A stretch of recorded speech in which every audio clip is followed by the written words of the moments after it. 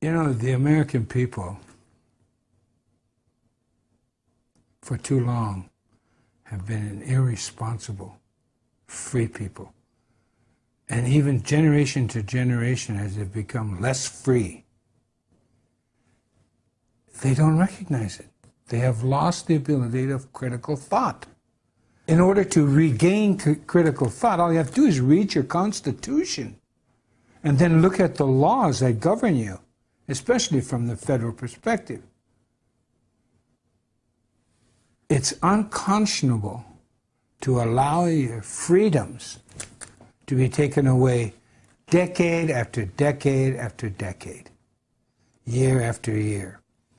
And I'm very proud of this, by the way. My nation, the Lakota, were the first nation to militarily defeat the United States of America on the field of battle. And that resulted in the 1868 Sioux Treaty. Be that as it may, what has happened after they economically forced us into these prisoner of war camps by destroying our food supply and our right of passage in our own land, they confined us to these, and then they began practicing and perfecting their colonial tactics. What has happened is now America, because of the irresponsibility of your forebears and the irresponsibility of yourselves, you are now on one huge Indian reservation. All policies were bred and born and birthed on an Indian reservation, and then exported to the world, and now comes back on the backs of the American people. You have a near-perfect document. In the words of Benjamin Franklin in 1744, to a collection of colonists discussing freedom, he said to them, and I quote, "If a nation to the north can form a near-perfect union that has endured for centuries, why cannot we form a more perfect union?" Unquote. So they're talking about the Iroquois Confederacy, and that's where the Constitution comes from. Because in 1988, on the eve of the 200-year anniversary of the Constitution, it was a unanimous thank you by the Congress of the United States. They sent in writing to the Six Nations Iroquois Confederacy, thanking them for their input into the Constitution and the formation of the United States of America. So you see, the Constitution is Indian law, and that's why I love it.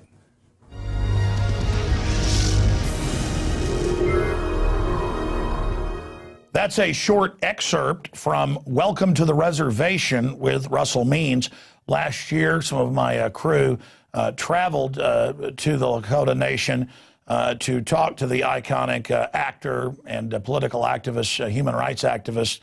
And I think it's one of the best overall works out there, really showing you what Russell Means stands for, not what the controlled corporate media and others say. And I'm proud of the work that we did with that and the great job that Russell did. Of course, he really doesn't need much of an introduction. The LA Times has described him as the most famous American Indian since Sitting Bull and Crazy Horse. He, of course, led the 71-day armed takeover of the sacred grounds of Wounded Knee, while the FBI and others poured in tens of thousands of rounds of ammo at them. He also joined the longest walk in '78 to protest the new tide of anti-Indian legislation, including the forced sterilization of Indian women. George Herbert Walker Bush headed all that up and then went to China to carry out the operation there. He also, of course, has been in dozens and dozens of famous movies and is an iconic individual. And he's helped lead the movement for the Lakota Nation to declare independence. And that's had a lot of success. And he has, the doctors told him, he was basically a goner. He's defeated cancer. Just amazing. So there's so much to talk about with Russell. Right as we got him on here during the break, I said, what do you want to talk about? The cancer, the NDAA police state, the new wars, all the things that are going on. And he said, well, I want to get into the upcoming economic collapse. And that's certainly happening right now. So we'll get into that first with Russell Means joining us from his home. Russell, great to have you on with us. Thank you. Great to be with you again. So much has happened, but you predicted many years ago this economic implosion. It's here. You got criticized for not worshiping Obama. Now it's been proven that he's owned by the same people as Bush and others. You're being vindicated yet again, Russell. Well, it wasn't hard at all. It's pretty easy to figure out which way the America is going. It's it's called a country founded on deceit will die by deceit.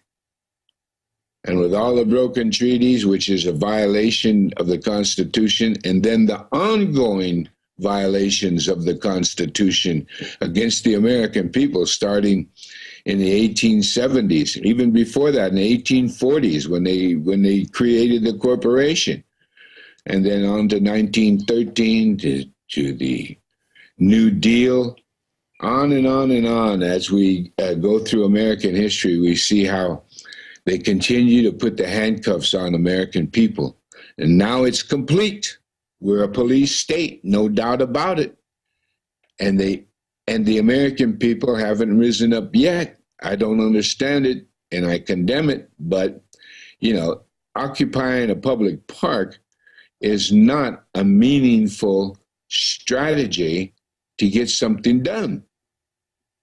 It's with the impending economic collapse, because based on the greed of the 1%, the Wall Streeters, in collusion with the government and corporate America, this year alone, now since Obama took over, we've had about a 23% inflation rate over the 3 years. Well, in the coming year, it's going to jump to 30% for this year, 30 added percent.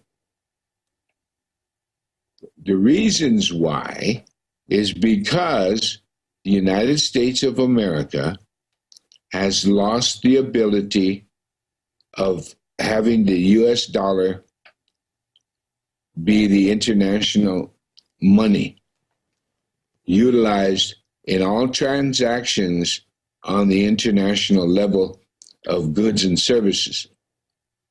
Because of that, the Fed cannot continue printing money. They could only print money while everyone was exchanging their monies for US dollars. So they could buy oil, they could buy raw materials, they could lend, lease, et cetera, et cetera.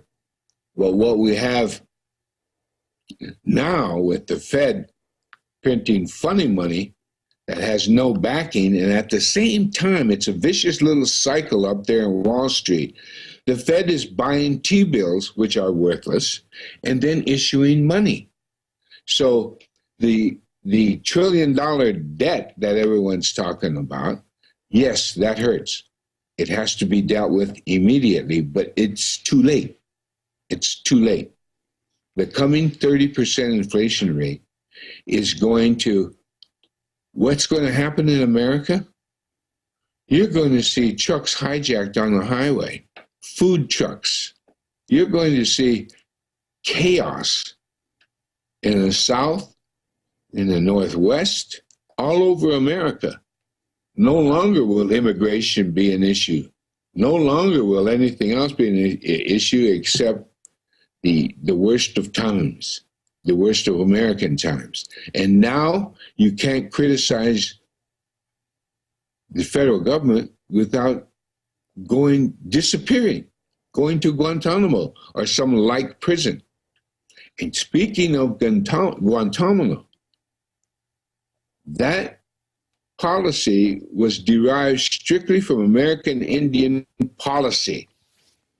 It started in the Seminole Wars, and it was continued with the Apache Wars and the wars with my people. We won. And of course, the deceit set in. All I'm saying right now is we know the history We know the contemporary times, and yet, because of the impending collapse, with the cycle of money, of the Fed issuing money, that is why it's called funny money. It's called funny money because the dollar is no longer the international currency.